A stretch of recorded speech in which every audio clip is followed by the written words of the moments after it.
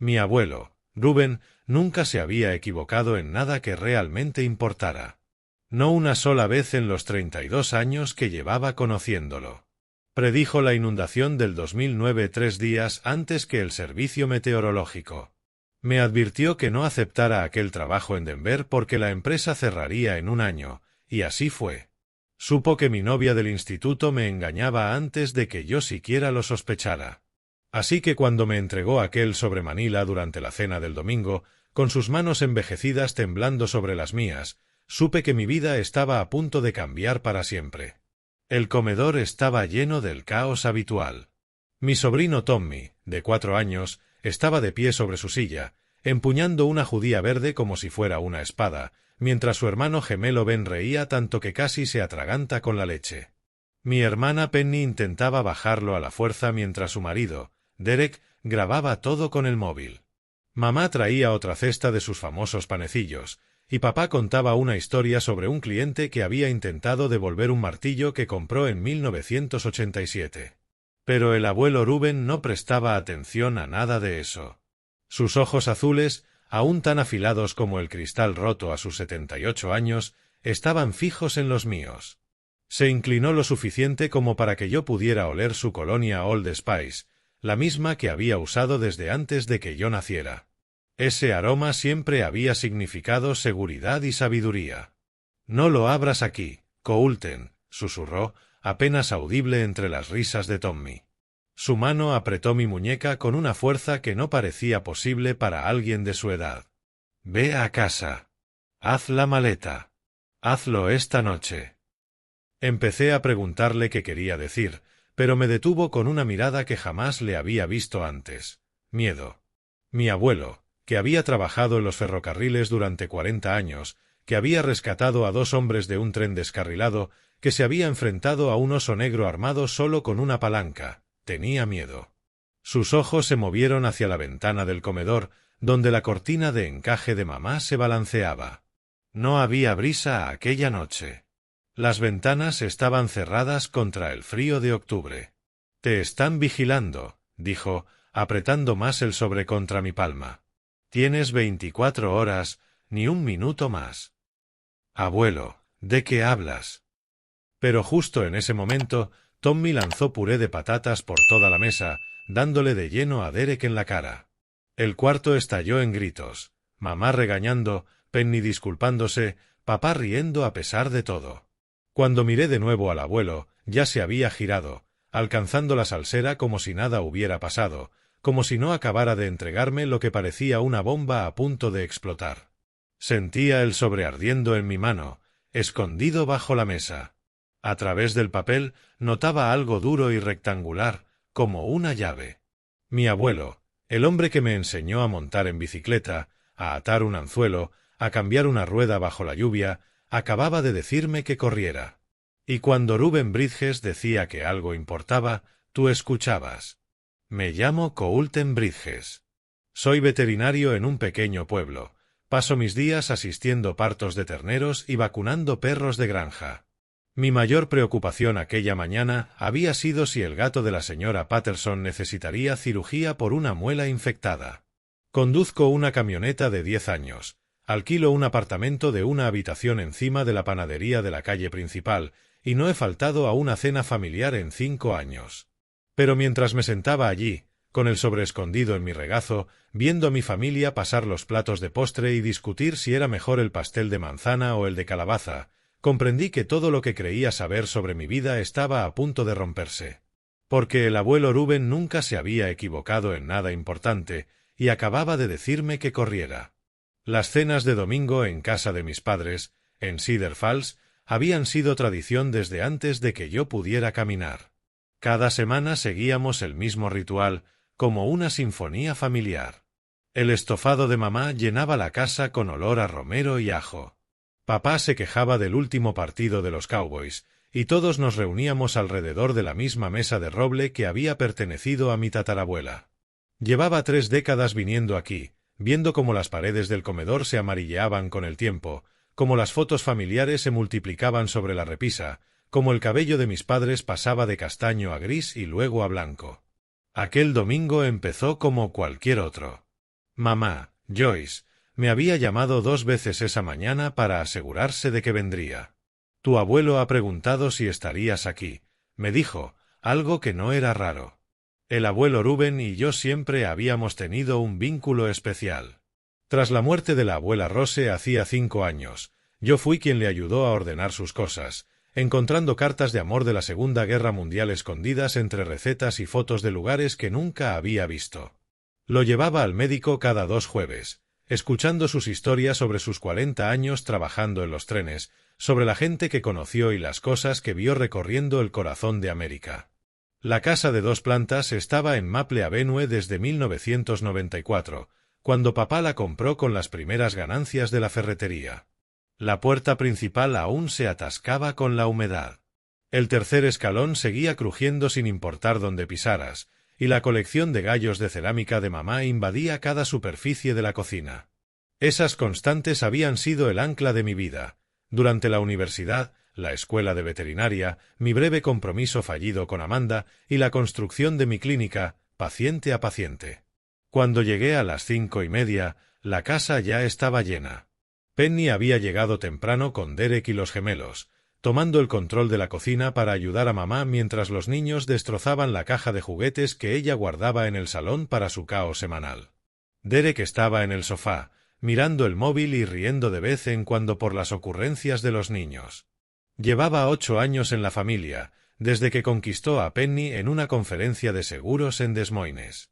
Lo curioso era lo bien que había encajado desde el primer día, como si siempre hubiera estado destinado a ocupar ese sitio en el sofá, bebiendo la cerveza de papá y asintiendo historias que ya había escuchado decenas de veces. Coulton ya está aquí, anunció mamá, innecesariamente, mientras entraba y se limpiaba las manos en el delantal que le regalé por Navidad hace 15 años. Me abrazó como si no me hubiera visto en meses, en lugar de una semana, y enseguida empezó a preocuparse de lo delgado que estaba. ¿Estás comiendo bien? Sé que en ese apartamento tuyo no hay una cocina de verdad. Deberías volver a casa, a ahorrar algo. Mamá, tengo 32 años y si tengo una cocina de verdad. Una placa y un microondas no cuentan, dijo, empujándome hacia el comedor.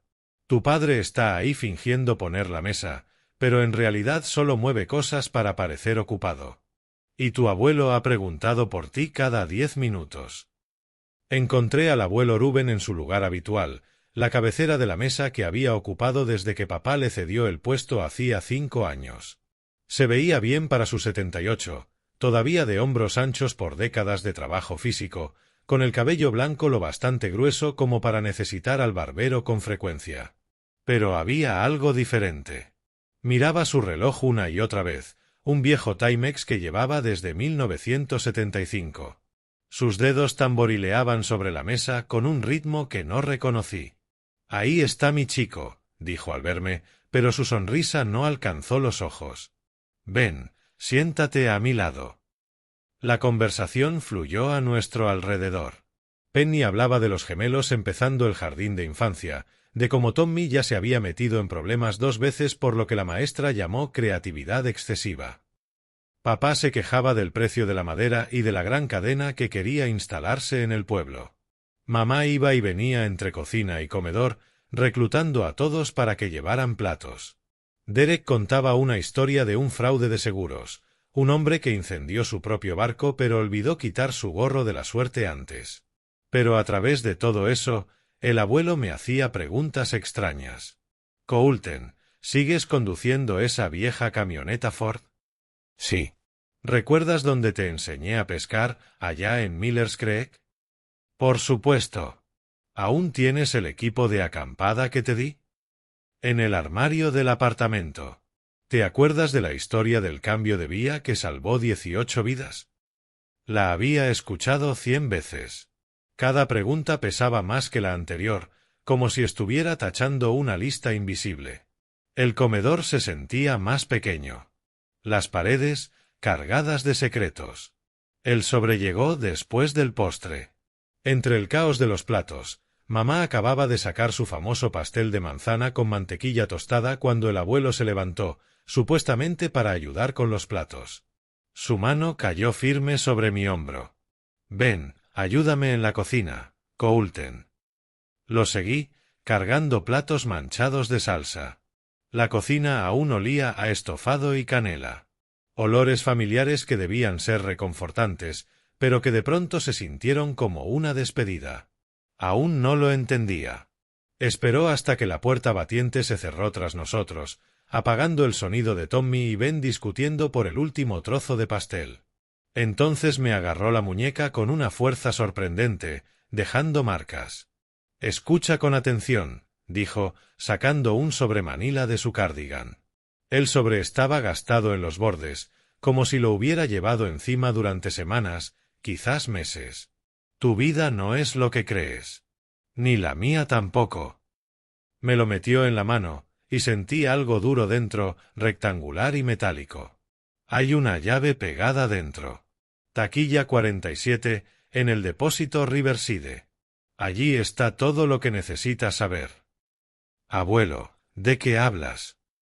Intenté abrirlo, pero me detuvo con ambas manos. Aquí no. La urgencia en su voz me paralizó. Nunca le había oído sonar así, ni siquiera cuando a los 8 años casi piso una serpiente. Han sido pacientes 20 años, pero algo ha cambiado. Ya saben de ti. Antes de que pudiera preguntar quiénes eran, la puerta se abrió. Derek entró con 2 platos de pastel, pero se detuvo al vernos. Su mirada pasó del rostro del abuelo al mío, luego al sobre. Durante un segundo, algo cruzó su expresión, no sorpresa, sino reconocimiento. ¿Todo bien por aquí?, preguntó, pero su tono no era el del cuñado amable de siempre. Había un filo en su voz, calculador. El abuelo cambió de inmediato su actitud, riendo. Solo le daba a Coulten una vieja receta de tu abuela. Este chico no sabe cocinar ni un huevo. Una vez hasta quemó agua, ¿verdad, hijo? Fingí sonreír, guardando el sobre en el bolsillo de mi chaqueta. Fue una vez, y la olla estaba defectuosa. Derek sonrió, pero sus ojos no. Dejó los platos en el fregadero con lentitud, como si quisiera ganar tiempo. Las recetas familiares, hay que conservarlas. Nunca sabes cuándo pueden ser útiles. La forma en que lo dijo me erizó la piel. Sostuvo mi mirada un instante demasiado largo antes de volverse al fregadero. La mano del abuelo apretó mi codo, un aviso. «Volvamos», dijo alegremente. «Joyce se preguntará dónde nos metimos». El resto de la cena pasó en un borrón. No podía pensar en otra cosa que no fuera el sobre ardiendo en mi bolsillo. Cada vez que Derek me miraba, mi pulso se aceleraba. Entonces, Coulten, ¿algún caso interesante en la clínica? ¿Tienes pensado tomarte vacaciones? ¿Has pensado en mudarte? Empezar de cero, tal vez. Penny no notó nada, riendo a sus bromas, pasándole la crema para el café. Mamá ofrecía segundos de pastel. Papá contaba una historia sobre un cliente que intentó devolver un desatascador usado. Una cena normal, excepto que ya nada se sentía normal. El camino de vuelta a casa fue una tortura. Cada coche detrás de mí podía estar siguiéndome. Cada faro en el retrovisor parecía una amenaza. Tomé 3 desvíos innecesarios, volví 2 veces sobre mis pasos y entré al edificio por la parte trasera. El sobre yacía en el asiento del copiloto, como una bomba. Dentro del apartamento, cerré la puerta con llave, eché el cerrojo y bajé todas las persianas. Solo entonces abrí el sobre con las manos temblorosas. 3 cosas cayeron sobre la encimera. Primero, una llave de latón con el número 47 grabado. Segundo, una fotografía vieja y amarillenta. Una mujer joven que no reconocí posaba junto al abuelo, vestido con su uniforme de ferroviario. Pero algo en él era distinto, más joven, sí, pero también más duro. Tercero, una hoja de papel con 5 palabras escritas con su inconfundible caligrafía. Tu padre no es tu padre. Me quedé mirando esas palabras hasta que se borraron ante mis ojos. Las piernas me fallaron y me dejé caer en la silla. Wayne Bridges me había criado. Me enseñó a lanzar una pelota, aunque mal. Estuvo en cada obra escolar, cada graduación, cada momento importante. Sus ahorros de la ferretería ayudaron a pagar mis estudios de veterinaria. Pero, al parecer, nada de eso lo convertía en mi padre. La llave brilló bajo la luz, lanzando reflejos dorados por la pared. Taquilla 47. La verdad que el abuelo había ocultado llevaba 20 años esperando destruir todo lo que yo creía saber sobre mí. El depósito estaba al otro lado del pueblo, pero no podía ir enseguida. El abuelo dijo que tenía 24 horas, debía haber una razón. Tal vez el lugar estuviera vigilado de noche. Quizás esperaran que yo corriera allí de inmediato. Me obligué a pensar con estrategia, como me enseñó jugando al ajedrez en los veranos junto al lago. Pasé la noche haciendo la maleta, siguiendo sus instrucciones al pie de la letra. 3 mudas de ropa, todas prácticas y discretas. Mi pasaporte, que saqué del archivador donde llevaba 5 años guardado desde un viaje a Canadá. Todo el efectivo que pude reunir, $32 del fondo de emergencia escondido en una lata de café y 500 del cajero. Mi portátil, el cargador y el disco duro con toda mi vida digital.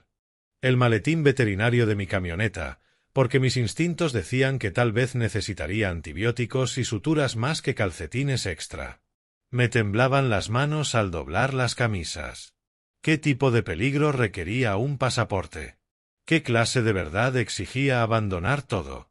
A las 3 de la madrugada, rendido, me senté en la mesa mirando la fotografía otra vez.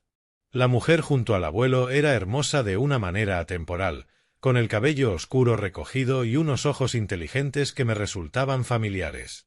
Tardé 1 hora en darme cuenta de por qué. Eran iguales a los míos. Mis mismos ojos verdes, el mismo brillo que todos siempre comentaban. Ni mamá ni papá tenían ojos verdes. Llamé a la clínica veterinaria a las 6 de la mañana y dejé un mensaje en el contestador. Soy Coulten. Tengo una intoxicación alimentaria severa, seguramente por marisco en mal estado. Necesito que alguien cubra mis citas unos días. Llamaré cuando pueda. La mentira salió más fácil de lo que debería. Conduje hasta Riverside Story y atravesando la zona industrial de Cedar Falls, pasando junto a la antigua hilandería abandonada y las vías donde el abuelo había trabajado tantos años. Tomé 3 rutas distintas, volví sobre mis pasos 2 veces y estuve atento por si alguien me seguía. Un truco que el abuelo me enseñó cuando tenía 16 y creía que el nuevo novio de mi ex me acosaba. Nunca vayas directo a ningún sitio si crees que te vigilan. Oblígales a esforzarse. Oblígales a mostrarse. La unidad 47 estaba en la esquina del fondo, cubierta de polvo y telarañas, como si no se hubiera abierto en años. La llave giró dura en la cerradura. Dentro, iluminadas por una sola bombilla con cadena, había decenas de cajas de archivo, cada una etiquetada con fechas que se remontaban a 1999. Al fondo, sobre una mesa de madera, había una pequeña caja fuerte ignífuga. Empecé por la caja etiquetada 2001-2002, periodo de transición. Dentro había documentos que me hicieron girar la cabeza, papeles legales con sellos del Departamento de Justicia, acuerdos del Programa de Protección de Testigos y un certificado de nacimiento de Coulten James Novak, nacido el 15 de marzo de 1993. Mi fecha, pero no mi nombre. La historia se desplegaba en documentos y fotografías, cada revelación golpeando más fuerte que la anterior. Mi padre biológico era Felix Novak, un contable que había trabajado para la familia Moretti en Chicago. Reunió pruebas durante 2 años antes de testificar en un caso federal que metió en prisión a Anthony Moretti y a otros 6.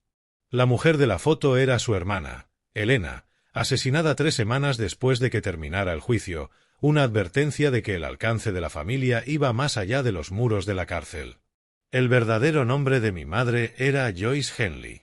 Había sido novia de Felix y ya estaba de 3 meses cuando él entró en protección de testigos.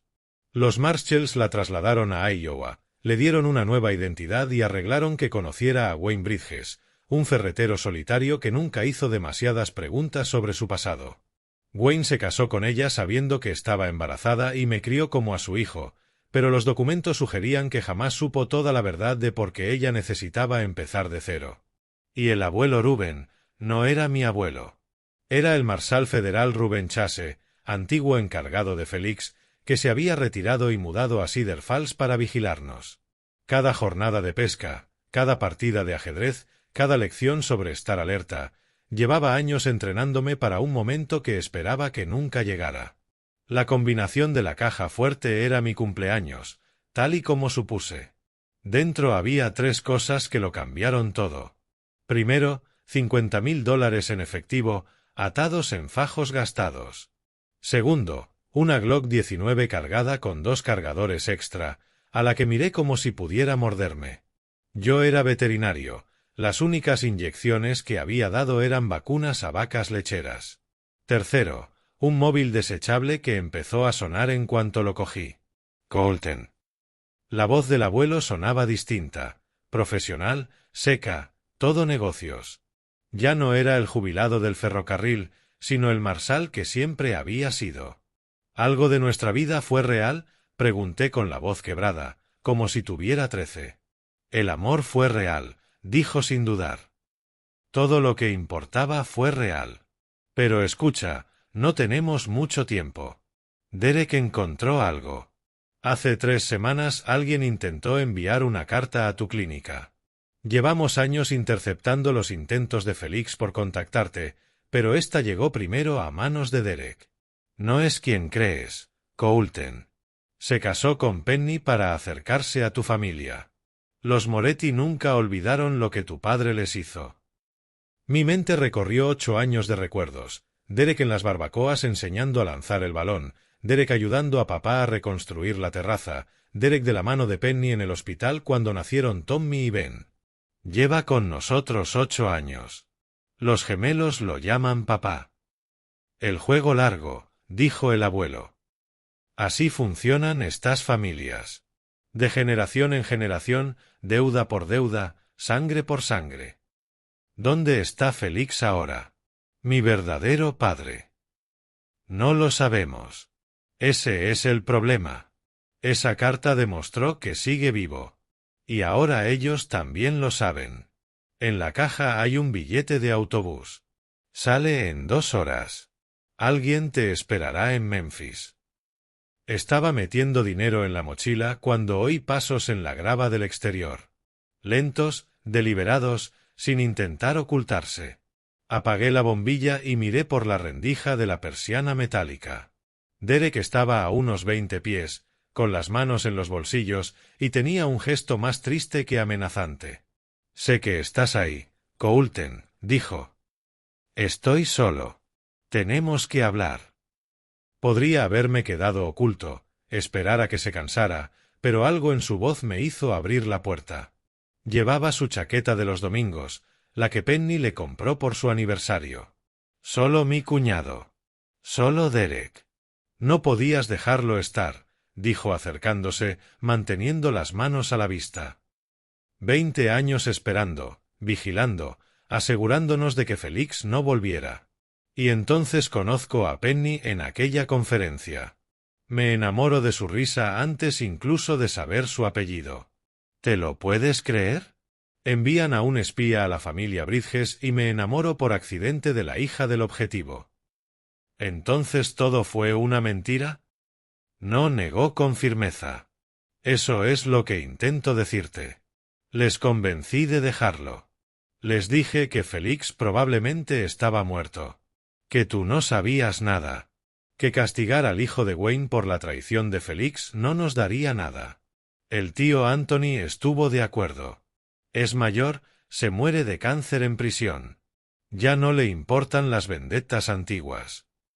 Mantuve la mano cerca de la mochila, donde había guardado la Glock, aunque no pensaba usarla. Pero el mes pasado Félix intentó contactarte. Una carta a tu clínica para quedar, para explicarte todo. La interceptamos, pero demostró que seguía vivo, ahí fuera. La familia no podía tolerarlo. Eres su sangre. En nuestro mundo, la deuda pasa de padre a hijo. Así que ibas a matarme, al hermano de tu esposa, al tío de tus hijos. El rostro de Derek se torció con algo parecido al dolor. No matar, nunca matar, usar como cebo para sacar a Félix. Vendría por ti, intentaría salvarte. Por lo que sé, es ese tipo de hombre. Pero escucha, ya los llamé. Les dije que estabas en el guardamuebles de Birch Street, al otro lado de la ciudad. Van para allá. Me quedó la mirada clavada en él. ¿Por qué harías eso? Porque tengo 2 niños que adoran a su tío Coulton. Ruegan ir a tu clínica para ver a los animales. Te dibujan cada semana y Penny cuelga sus dibujos en la nevera. Porque Penny jamás me perdonaría si te pasara algo. Porque 20 años de cenas de domingo deberían contar, incluso en la contabilidad retorcida de mi familia. Sacó unas llaves del bolsillo y me las lanzó. Honda Civic gris aparcado detrás del edificio. La matrícula está limpia. Pertenecía a un universitario que lo vendió por cash la semana pasada. Los papeles están en la guantera. Rubén lo arregló, porque ese viejo paranoico de Marshall de verdad pensó en todo. Derek, si descubren que me dejaste ir, te matarán. No. Soy demasiado valioso. Estoy casado demasiado adentro de tu familia. Pero me harán ver cómo dañan a Penny para castigarme, y eso es peor. La voz se le quebró un poco. Así que tienes que correr ahora, rápido y lejos, y no puedes volver a contactar con ninguno. Ni tu madre, ni Penny, ni los gemelos. Coulton Bridges tiene que morir hoy. ¿Cómo sé que no es otra trampa? Derek sacó el móvil y me enseñó una app de rastreo. 3 puntos rojos convergían sobre un edificio al otro lado de la ciudad. Porque en unos 10 minutos se darán cuenta de que no estás allí, y luego mirarán aquí, así que deja de preguntar y corre. Agarré la mochila y las cajas con pruebas. En la puerta, me giré una vez más. Cuídalos. A todos. Con mi vida, dijo, y le creí. Corrí hasta el Honda gris, tiré todo al maletero y conduje fuera de Cedar Falls sabiendo que era la última vez. Por el retrovisor vi a Derek en la entrada del trastero, ya al teléfono, interpretando su papel en el teatro que mantendría a salvo a mi familia. La autopista se abría delante, hacia Memphis o a donde decidiera ir. Coulton Bridges estaba muerto. Quien fuera a partir de ahora tendría que bastar. El Honda se sentía distinto a mi pick-up, más bajo, más anónimo entre el tráfico de la mañana. Memphis estaba a 10 horas. Pero no fui a Memphis. Demasiado obvio, demasiado predecible. Conduje hacia el norte, a un pueblo de Iowa donde el abuelo mencionó una vez que vivía una vieja amiga, cuando yo creía que solo contaba historias de ferrocarriles. La amiga resultó ser otra ex Marshall, una mujer llamada Catherine, que regentaba un diner y tenía listos unos documentos con mi nuevo nombre, Nathan Frost, inspector itinerante de ganado. Un trabajo que me mantendría en movimiento, sin quedarme en un lugar lo bastante como para que alguien notara que el veterinario que curaba su ganado tenía los mismos inusuales ojos verdes que un fantasma llamado Felix Novak. 3 meses después recibí una postal en mi buzón de seguridad en Minnesota. La foto mostraba la torre de agua de Cedar Falls y en el reverso, con la pulcra caligrafía del abuelo, el tiempo está despejado. No se esperan tormentas. El huerto va bien. Código de estás a salvo. Dejaron de buscar. La familia está bien. Guardé esa postal junto con la foto de Félix y Elena, mi padre y mi tía, personas a las que nunca conocería pero cuyas decisiones moldearon toda mi existencia. Félix, que tuvo el valor de enfrentarse a asesinos. Elena, que pagó el precio de su valentía.